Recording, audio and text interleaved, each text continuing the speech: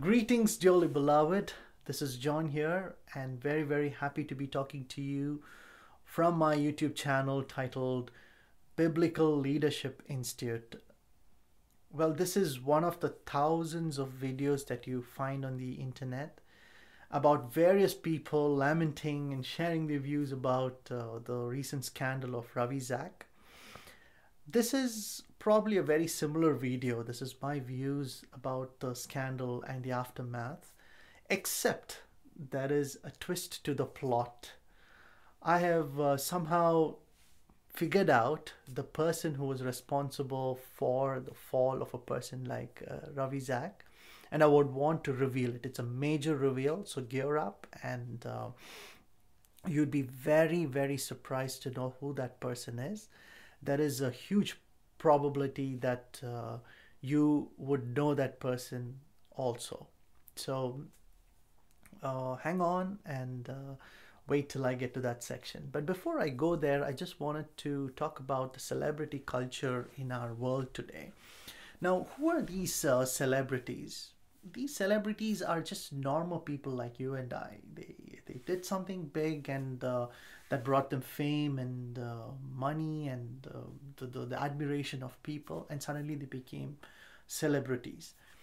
Now, my theory, okay, this is mine, is that every human, like you, me, and everybody else, we have both good and bad intentions in our hearts. There are desires that we want to do good, and there are desires that we want to do evil.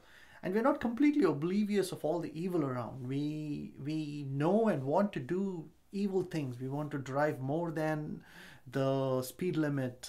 We want to be an outlaw here and there, do tiny things. We all have that intention. But then we try and suppress them because our conscience, it kind of uses fear as a tool to kind of warn us, saying, hey, you have a family, you have a job, you have a status in the community that you are in. You go to church and you're accountable to God. You have law around, right? The police, the court, and the machinery that would come and catch you if you do something wrong, right? So this kind of fear is what I believe keeps us from attempting to do, these things that are not appropriate. But I believe when you become a celebrity and when you actually have the admiration and the adoration and the esteemed position that people put you in, there is a natural instinct for humans to try and say that, you know what, now I can do all these things. The evil inside us starts awakening and say, now I can do, because what if I'm caught? I mean, I have the people, the popularity, I have fame, I have money, and I can use my influence to somehow try and navigate through it, right? I think that's very natural for humans. So personally, if you actually take all the celebrities that have fallen, who failed in their life miserably, they would have been normal human beings if we had let them be themselves. But we people gave them undue attention. We admired them, we adored them, we glorified them, esteemed them to a position so high that these people thought too much of themselves and thought, now that I'm great, I can try and do these things, and eventually fell. Now, I want you to take this celebrity culture and compare it with our culture inside the Christian community. Do we have a celebrity culture? If you say no, I think you're living in a cave or something, because I personally see a lot of celebrity culture inside our community too. Now, we have this undue adoration and admiration for our preachers and evangelists and these pastors. I've been to churches where the pastor is like a superstar. So that undue attention and glorification could induce a lot of pride, which in turn would probably awaken the evil inside our leaders. And think, now that I have the popularity and the masses who trust me, I could secretly live the way I want, right? That could be one of the reasons. So my revelation is that the person responsible for the fall of someone like Ravi Zach is actually you and me. We are in a way responsible for that. I have three suggestions, or three things that Christians failed to do that actually ended up in this rut that we are in. Number one is exactly what I said now, what we discussed now, is about the undue attention and adoration that we give our preachers and pastors. So much so that these people think they are special, and the human mind induces them to do the evil, to do things that are not appropriate, just because they are kept in a special position. In Ravi Zacharias' case, when I was back in India, and we had invited Ravi Zach to visit our church, and there was this euphoria that was created that Ravi Zach is going to come to our church, right?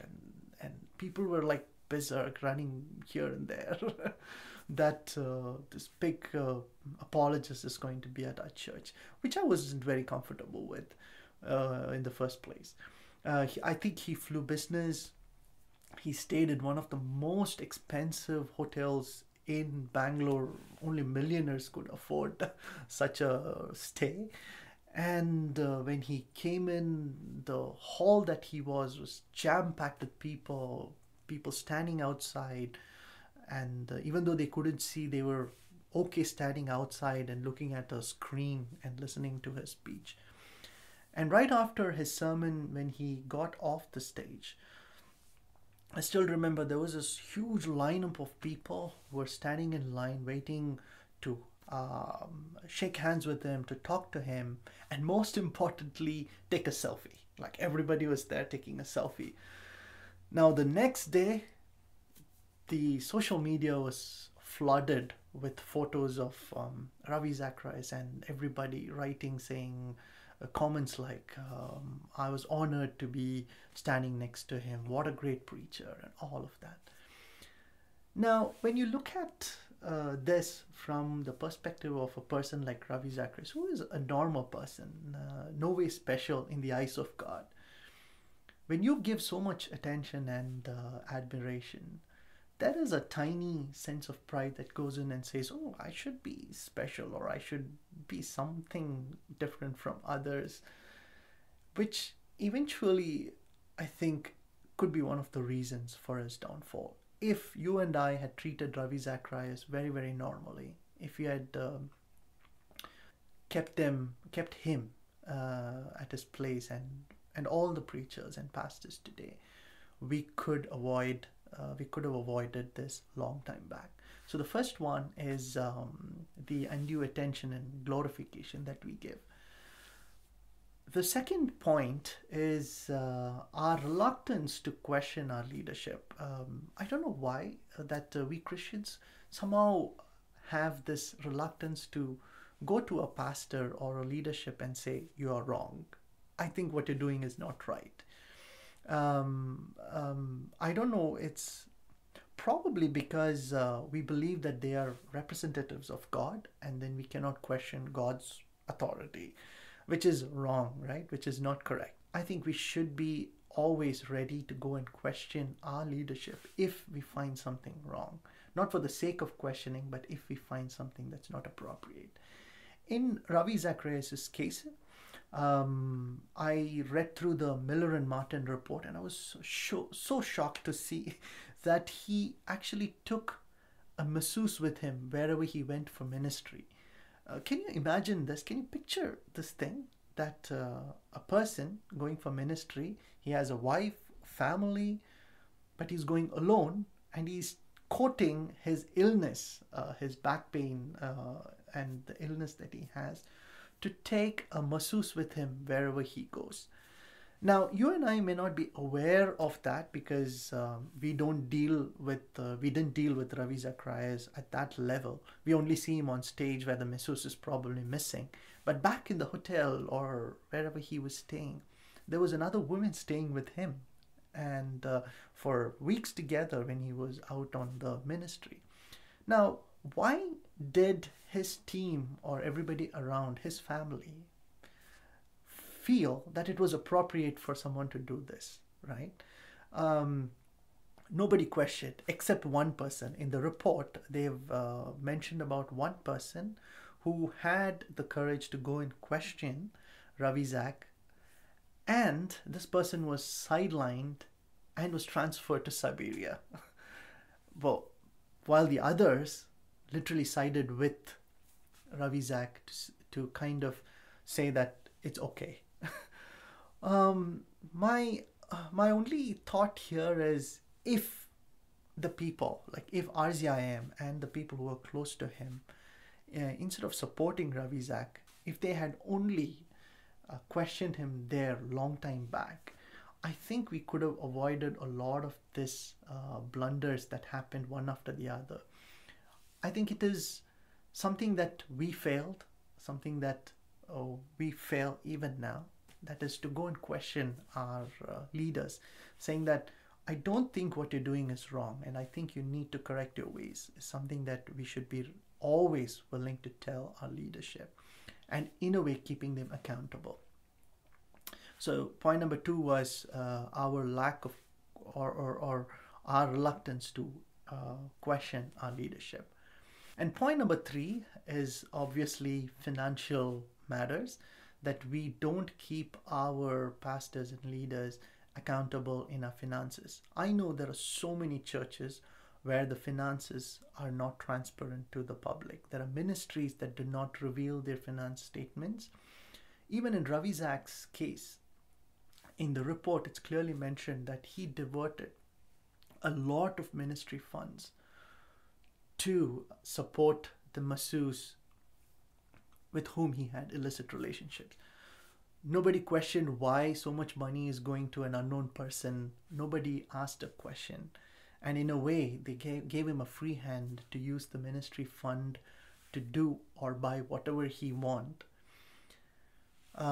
which eventually ended in this kind of a rut. I think it is our responsibility, you and I, to keep our leaders accountable in finances. So much so that our leaders literally think twice before spending on anything. So there is an accountability in finances too. So all in all, the learning that I got from this whole Ravi Zacharias saga is that probably you and I could be one of the reasons for the fall of such a great man. If we had kept Ravi or RZIM accountable early on, we could have avoided all these blunders that happened one after the other. So I'm very, very sorry to reveal that the person who could be responsible for the fall could be you and me. Saying that, I think this is a good lesson that we can learn, and I don't want to sit 10 years from now making another video about another favorite preacher of us exposed, and I don't want to be in that position again if we correct our ways today. So hope you agree or disagree. Let's see what you say in the comments below. A little about Biblical Leadership Institute is a channel that is dedicated to unearth and explore the leadership tenets from the Bible.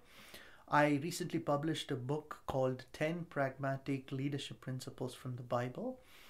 It's a collection of 10 principles that I found appropriate in today's world. If you're a leader in your work or in your house, in your church, or an aspiring leader, this could be a beneficial book for you to help and understand what the scripture talks about leadership. So if you're interested to know more about the leadership principles from the Bible, I would encourage you to hit the subscribe button and also the bell icon, so that whenever I publish a video, you'll be instantly notified of it.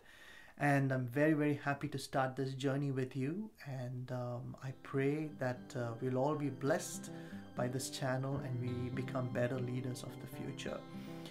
Until we meet again in the next video, this is John signing off. God bless you.